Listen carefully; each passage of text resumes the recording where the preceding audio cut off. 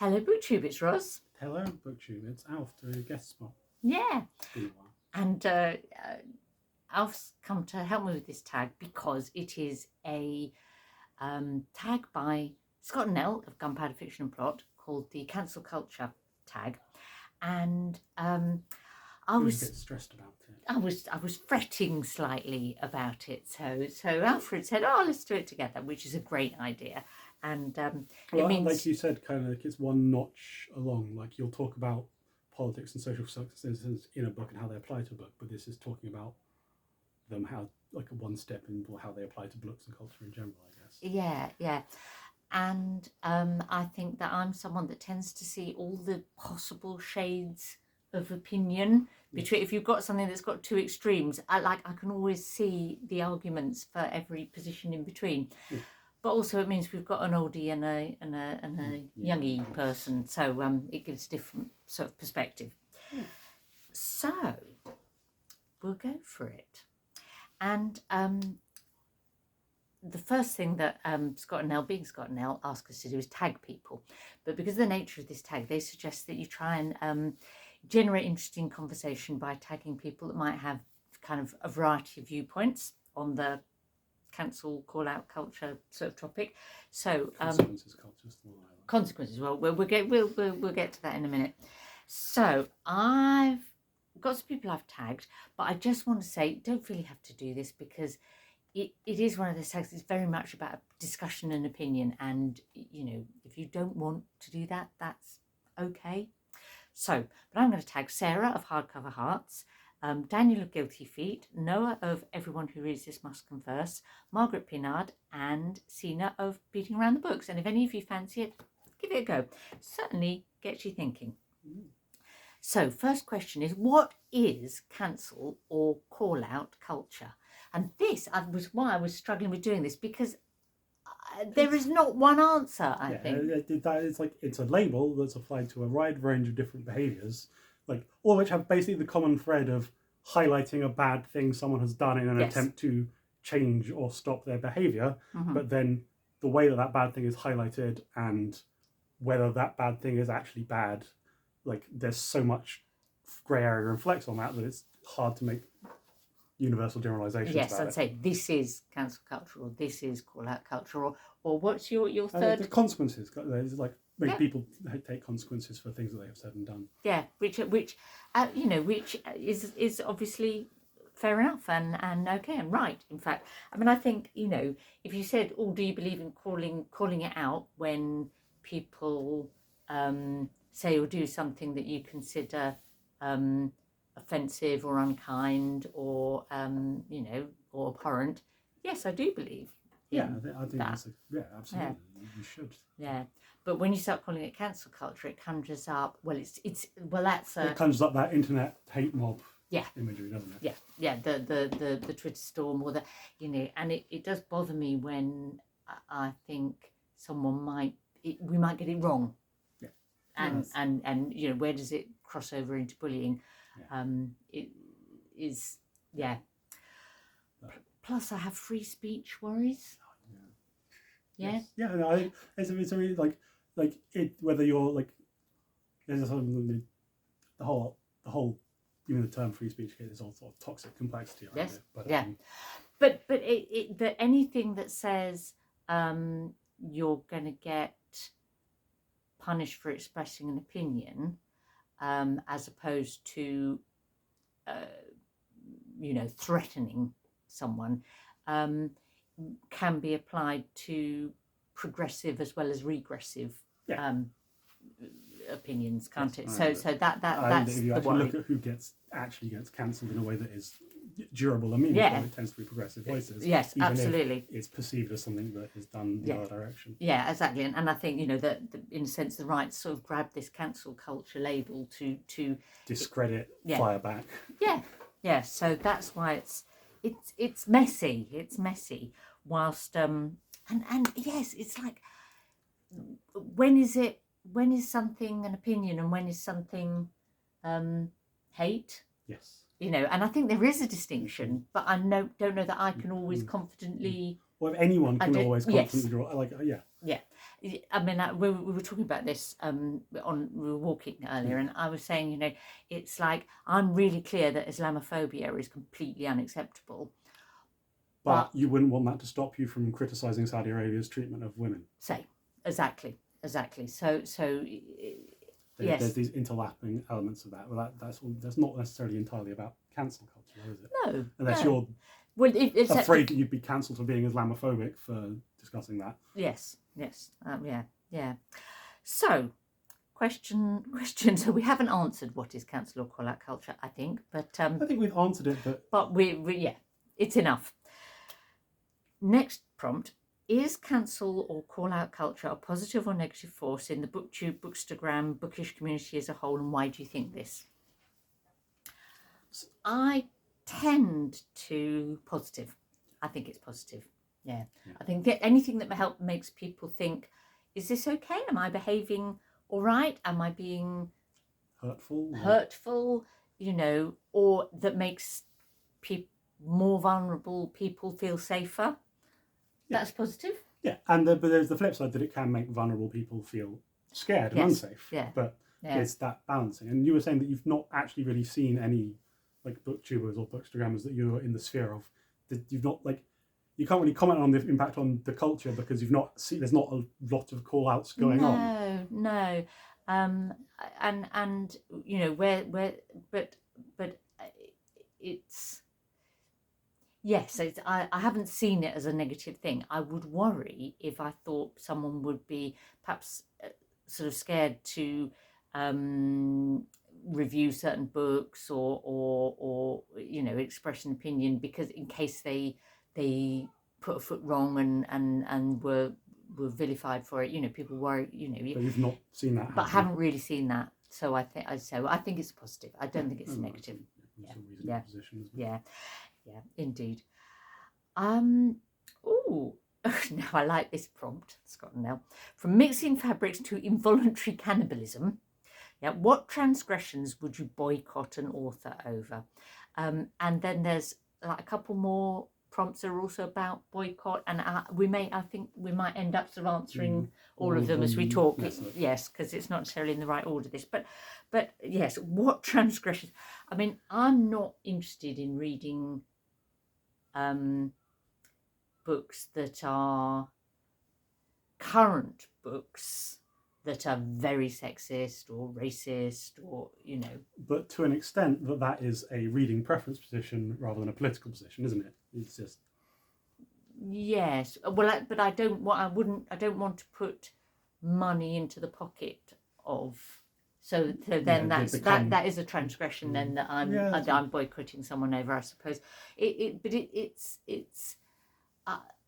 Well, I suppose the example. Yes, do the good example. The example. Well, I've got two kind of examples in my head.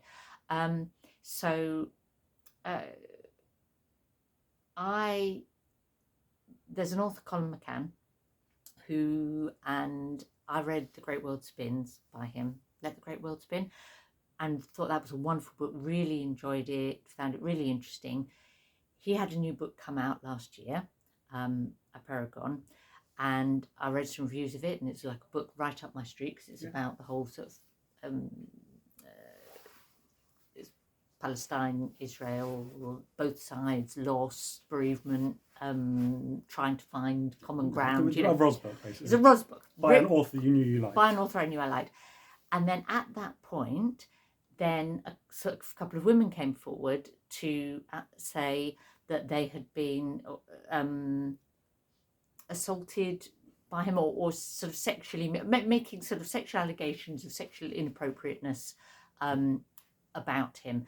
Now, those things, I'm not sure that they've been proved, but, you know, they came up, and I thought, well, no, it's just a book. It's just a book. I won't, you know, there's a question mark up there over his sexual behaviour. I'll leave it. I won't read it. There's other books to read without needing to prove whether or not he was a bad guy, if that makes sense. Then I'm doing the Booktube Prize this year, and my semi-finals group for the fiction section has his book as one of the 6. Now, I could at that point have said, right, I'm actually going to withdraw as a judge because I don't want to read that book because there was sexual allegations made against him. And I didn't, I thought... You found a way to get the book and read it anyway. I read it anyway. So I might say, oh yes, someone, sort of someone who I think may be sort of sexually abusive might be a transgression that then I would boycott that author. And yet I found that put in that place, I was, So it's not, again, there's no hard line on it. It's a thing that will affect your likelihood of reading a book, shift your preferences, but then other things can shift it in other directions. Yes, I wasn't going to kind of like mess up the booktube prize in order to avoid reading something by someone that might. But if he'd been convicted of rape, I probably would have said no. It was sufficiently grey and uncertain, I suppose. Yeah. So I suppose there is a level of yeah. And you had another example? Yeah. Well, I think I might save that one. So, well, I know I can talk about it now. Let's do the next one. Okay. So what does boycott mean to you? Not buy, not read, not promote, all three? How do you boycott? And does this depend on the transgression or offence? Now, you were saying that it depends probably mostly on the time scale. Yeah. So, well, yes, I'm absolutely, I don't think you can boycott someone who's dead first. If like boycott means not enabling that person to profit from their writing, then I'm not going to apply that at all to dead writers. Well, but you said you wouldn't read Ayn Rand and she's dead. Yes, but that is not to boycott her. Yeah. I suppose maybe it's about boycotting her brand. Yeah. Because people are still profiting from that, not financially but politically, aren't they? So that's promoting it. Do you feel that you're reading it by promoting? But if I read it, I was somehow giving credence to its acceptability. Whereas you said you might read it, but not as in not boycotting it, or if I wanted to get in the mind space of mid 20th century American right wingers, it could be useful as a tool to do that. Yeah. So yes, what you might do as research is another kind of question again, and that's perhaps so that might outweigh a research or a contest. Yeah. Well, as I did, it's boycott to me definitely means not let someone profit. So but perhaps that's because I've come from I was boycotting Barclays because they had branches in South Africa, back in the day, and I still won't buy Nestle products or as far as I can, except that it creeps up all over the place and you don't realise you have, and then yes. So that's my sense of what a boycott is. Yeah. That's a reasonable position. Yeah. And if I read... it's named after like one specific horrible Irish landlord. Well, English landlord in Ireland. In Ireland. Really? Yeah, there's like Mr. Boycott. Mr. Boycott. Who was a wrong'un, basically. Yes. And then none of the shops would serve any. And that's where the workout... Brilliant. Thank you. You never know what fact you're going to find out when you talk to Alfred, I'll tell you. So... yes, that's my sense of what boycott means. If I read something, so if you could get it second hand or from the library, and it was a book you'd otherwise boycott, would you? No, that's interesting because I think actually no, I still wouldn't. Like if I felt it's not profiting anymore. Yes. Well, you do profit a tiny bit from library borrowed. Second-hand. Or second-hand. Illegal pirate copy on your Kindle. Alfred, could you go on the internet and get No, because anyone that I felt strongly enough about to want to boycott... You probably already wouldn't want to read anyway. I just wouldn't want to read it. Yeah. Why would I want to read it? Yeah. Okay, so... what books or authors, if any, that you would otherwise read do you boycott? That's what I was saying the other example for. So, like the classic, one that people talk about is J.K. Rowling. But you wouldn't read anything that I wouldn't read anything she was putting out now anyway, so I can't really say that I'm boycotting her because I wouldn't have been reading it anyway. Yeah. So that's, Would it influence your decision to reread any of the old Potters? Well, I wouldn't reread them anyway. But yes, I mean, no. If Tilly has child sometime and Yeah. they want me to read something aloud to this child, would I read aloud a Harry Potter book? No, probably not now. Yeah. Because there's so many other excellent children's yes. books. I don't feel bad that I read it No. aloud to you, you know, No. in retrospect. But Yeah. But she, you know, she's not that good a writer, and Yeah. it's so, you know, me not reading her does put So has the actual no example, impact on her. rather than- But an actual example, exact example, okay, is Chimamanda Ngozi Adichie. Oh, I really kind of messed that up, didn't I? But anyway, you know what I mean. It's because I'm anxious, so then, you know, the words come out wrong. So she's a writer where I've read 3 of her books that I really, really liked. I thought they were brilliant books. She's the kind of person, hence, that I would be buying and would carry on reading. But because she's expressed political views that you're uncomfortable with. yeah, transphobic views, or are they transphobic? You know, she I think she probably described herself as a gender critical feminist. And you know, as I understand where some of those ideas come from, having, you know, been a 1970s, 1980s feminist myself, you know. Yeah. But I actually think that she has crossed the line. She's now, what she's expressed is now transphobic, and I won't buy a new book by her. Yeah. So that's, that's where it goes. And that's different from thinking, I don't want to read that person because I'm going to disagree with them and not enjoy it. Yeah. So that is, active, as it were, I suppose. When does boycotting a book or author become cancel culture? Are the two even related? Me not reading someone doesn't cancel them, does it? No. Well, I mean, this falls into that next question about the scale, isn't it? Like, yeah.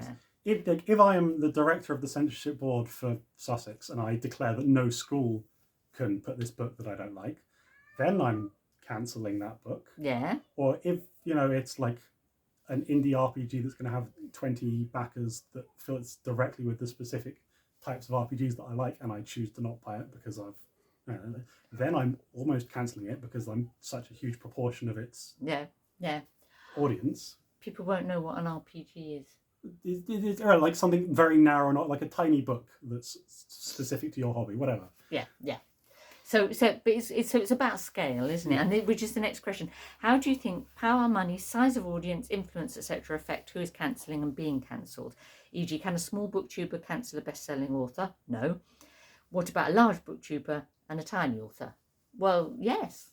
Yeah, I guess so. And so you'd have to use that power with great care, wouldn't you? You'd have to be very sure that this is appalling and, you know, definitely should be...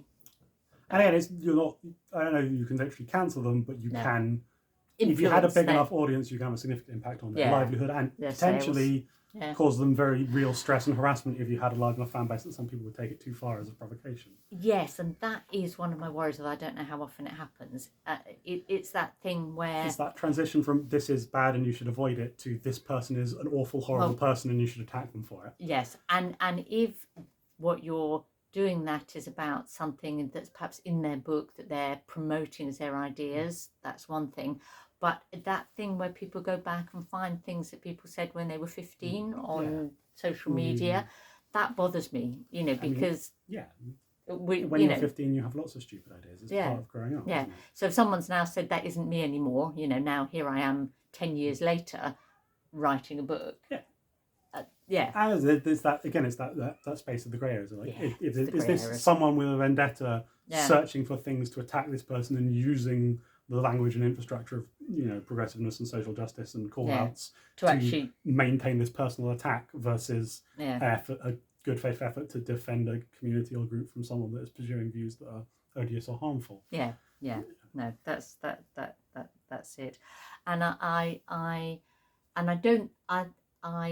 don't think people should hold back from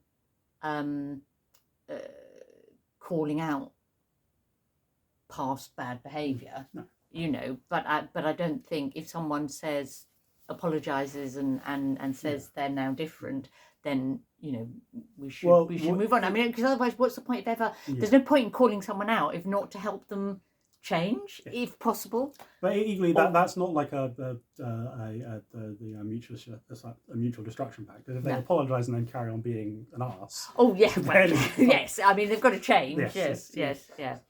No, that's Yeah, that is true. That is true. Okay. Do you apply the same standards to the booktubers you watch? Have you ever called out, confronted, privately messaged or unsubscribed from somebody over their opinion? Now, and this might not apply to you in booktube, but could in other social media. Well, no, there's this booktuber that I follow called Skydandling, and I think she used the phrase delusional in a conversation somewhere, and I was like, is that not a little bit ableist because people that have delusions do so as a result of mental illness? Is there better language that you could use instead? There would have been, yeah. So I have directly called out one of the two booktubers that I follow about this sort of thing. Yes.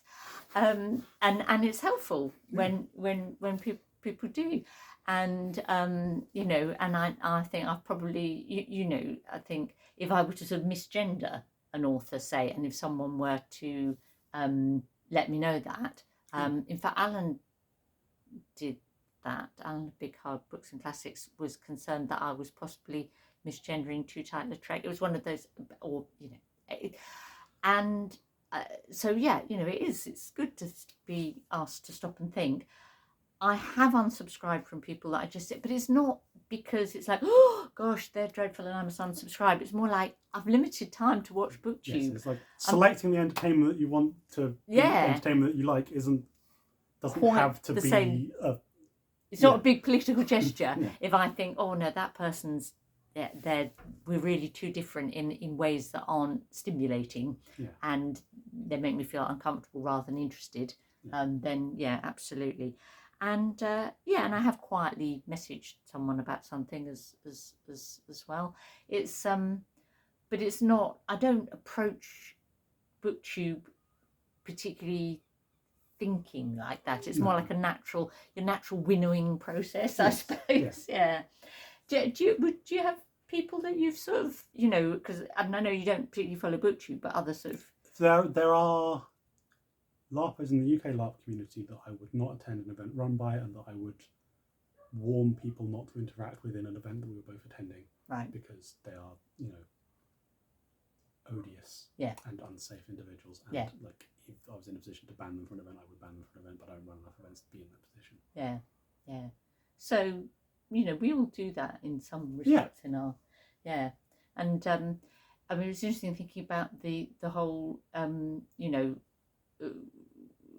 we were talking about like you read a lot of fantasy, and historically there have been some sort of quite dubious fantasy authors. Well, I think there's this thing where like a lot of the underlying assumptions in fantasy are pretty reactionary, essentially. Can be. But yes, because again, that speculative fiction is also can be incredibly progressive. It's like how you mesh and interact and define those, and I think you do end up writing more books by white men, reading more books by white men than you would otherwise if you're a big fantasy fan. But there are ways to work around that. Yes, and there are authors that are kind of like reclaiming that.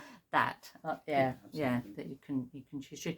And in fact, that the last question is, if cancel culture is a destructive force, a constructive force might be to highlight talented authors and excellent books from communities victimised by anybody you boycott. So please highlight some authors and recommend some books. Now, there's like almost infinite list of books I could come up with. So I thought of a couple of kind of like recent reads for me that felt worth mentioning. But is there any... I've not read enough this year to be making book recommendations. Book recommendations. Okay, fair enough. If you are looking for fantasy that's outside the mainstream, I think the Daevabad trilogy. It's a City of Brass, Empire of Gold. I can't remember what the middle one's called, but those three, excellent set of books from a sort of non-white Western fantasy perspective. That's fair enough. Two of the things that I thought of that I very recently immediately to mention here, I realised that Mark Nash, when he did this tag, picked both of these books, but I'll still mention them. One is Daylight by Roya Marsh, who's and it's excellent poetry written from a very positive sort of black lesbian perspective that's integral to her poetry.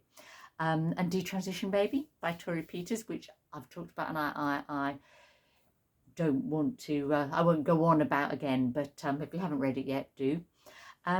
I've got another book of poetry that I've just started reading, which is excellent, and it's called Poor by Femi, and it's poems written, I suppose, about growing up poor and black in southeast London. Yeah,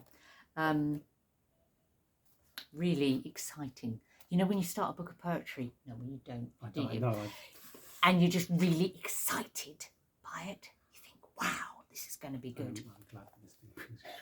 Well, you feel the same way about. Yeah, there's stuff that I feel the same. Yeah, about.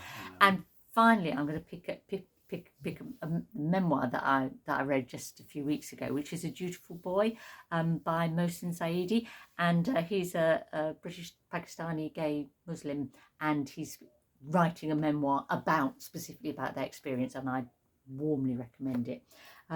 So that's my recommendations, and we did it. Yeah. And thank you. Yeah, mostly the moral support. You've done the bulk of the carrying here.